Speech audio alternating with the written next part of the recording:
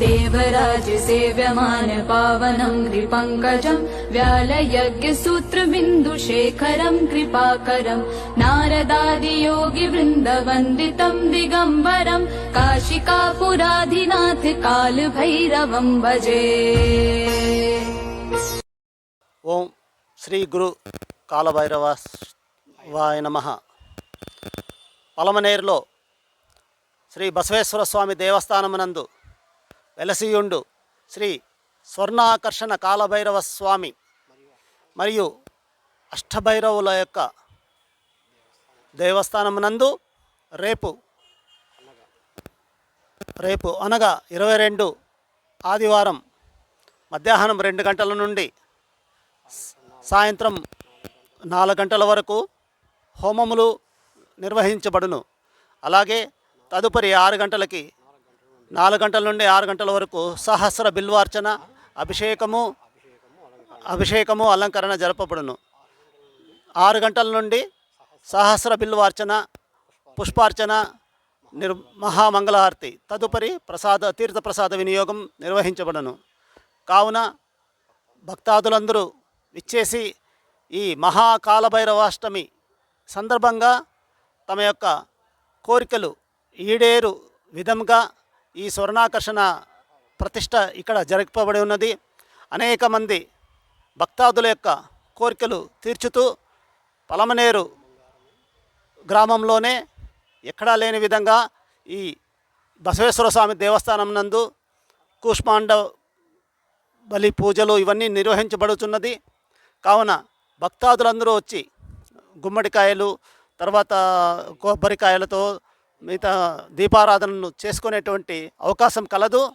కావున భక్తాదులందరూ విరివిగా విచ్చేసి వేలాది మందిగా ఈ పై కార్యక్రమంలో పాల్గొని ఆ యొక్క కాలభైరవుడి యొక్క ఆశీస్సులు పొందవలనని మరీ ప్రార్థిస్తున్నాము.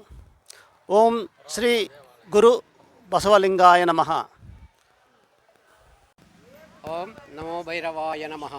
శ్రీ బసవేశ్వర స్వామి దేవస్థానము మరియు అష్టకాల భైరవ సమేత స్వర్ణాక్షణ భైరవ స్వామి దేవాలయము కొత్తపేట పలమనేరు భక్తాదులారా, ఇక్కడ వెలసేయుండు శ్రీ అష్టకాల భైరవ సమేత స్వర్ణాక్షణ భైరవ స్వామి అనగా ఈ సంవత్సరం ప్రథమ సంవత్సరం వెలిసి ఉన్నాడు. కావున భక్తాదులు ఇక్కడికి విచ్చేసి రేపు అనగా మార్గశిర బహుళ అష్టమి అనగా కాలభైరవునికి శాప విమోచనమైన దినముగా గ్రంథాలు చెబుతున్నాయి.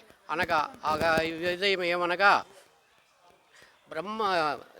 బ్రహ్మ విష్ణు మహేశ్వరులకు ఒకనొక సందర్భములో ఒకరు గొప్ప అనగా నేను గొప్ప అనొకరు నేను గొప్ప అనగా జరిగినది.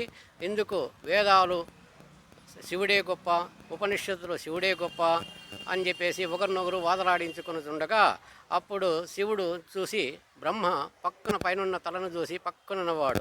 అది చూసిన పరమశివుడు మహాకోపంతో శ్రీ కాలభైరవుణ్ణి సృష్టించాడు. అయ్యా కాలభైరవ, పోయి బ్రహ్మహత్యని శిరని ఎత్తుకొని రా అని చెప్పేసి చెప్పినాడు. అప్పుడు కాలభైరవుడు వచ్చి తన ఎడమ చేతి చిటికిన వేలితో బ్రహ్మని తల తుంచి చేతికి వచ్చినాడు. బ్రహ్మహత్య మహాపాతకం అనేది చాలా గోపం. అనగా ఒక స్త్రీని చంపినామంటే మహాపాతకము, ఒక గోహను చంపినామంటే మహాపాతకము, ఒక అర్చకుని చంపినామంటే మహాపాతకము. అట్లాంటిది సృష్టికర్త అయిన బ్రహ్మనే సంహరించినాడు కాబట్టి బ్రహ్మహత్య మహాపాతకము సంభవించినది. అప్పుడు ఆ తలకాయి కాలభైరవునికి చేతికి అంటుకుంటుండగా అప్పుడు పరమశివుడిని వేడుకున్నాడు. అయ్యా, ఈ తలకాయ నాకు అతుకున్నది, దీనికి శాప విమోచనం ఏముంది, దీనికి పరిహారం ఏముంది, నీ పరమశివుడిని వేడుకొనగా అప్పుడు పరమశివుడు చెప్పినాడు. అయ్యా, నువ్వు తీర్థయాత్రలు, మహాపుణ్యక్షేత్రాలు, మహానదులు తిరిగి దర్శించుకుంటే ఎక్కడక నీకు ఈ తల బుడి కిందకి పడుతుందో అప్పుడు నీకు శాప విమోచనం అవుతుందని శివుడు చెప్పగా అప్పుడు విధరాని తిరగరాని నదులు కానీ పుణ్యక్షేత్రాలు కానీ అన్నీ తిరిగినాడు. కానీ ఎక్కడ కానీ ఆ తల అనేది కింద ఊడిపడలేదు. అది కాశీక్షేత్రం వెళ్ళి గంగా నదిలో స్నానము చేసి రాగా అక్కడ నది ఒడ్డున ఈ తల బ్రహ్మ శిరస్సు అక్కడ ఊడి కింద పడింది. దాన్ని అక్కడ శాప విమోచనముగా ప్రకటించినారు. అందుకే కాలభైరవుణ్ణి కాశీకి వెళ్ళినాడంటే కాలభైరవుణ్ణి దర్శించుకొని కాశీనాథుని దర్శించాల. ఈ విధముగా కాశీనా దర్శించుకున్నాక కాలభైరవునికి ఆ విధంగా బ్రహ్మహత్యా పాతకము దోషం తొలగినది. ఆ విధముగా భక్తులు కూడా రేపు మార్గశిర బహుళ అష్టమికి ఆ తల ఊడి కింద పడిన కారణముగా కాలభైరవునికి ఏ విధముగా శాప విమోచనం జరిగిందో రేపు భక్తులు కూడా అక్కడ కూష్మాండ దీపారాధన కానీ, నారికేళ దీపారాధన కానీ, ఆమ్లపల దీపారాధన కానీ వెలిగించి ఆయన కోరుకున్నారంటే తీరని కోరికంటూ లేదు.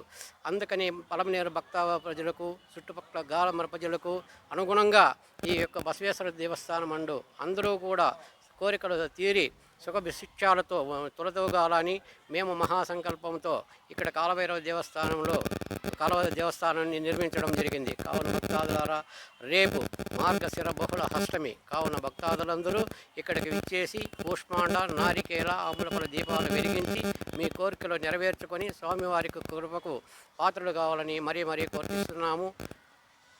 ओम काल भैरवाय नमः।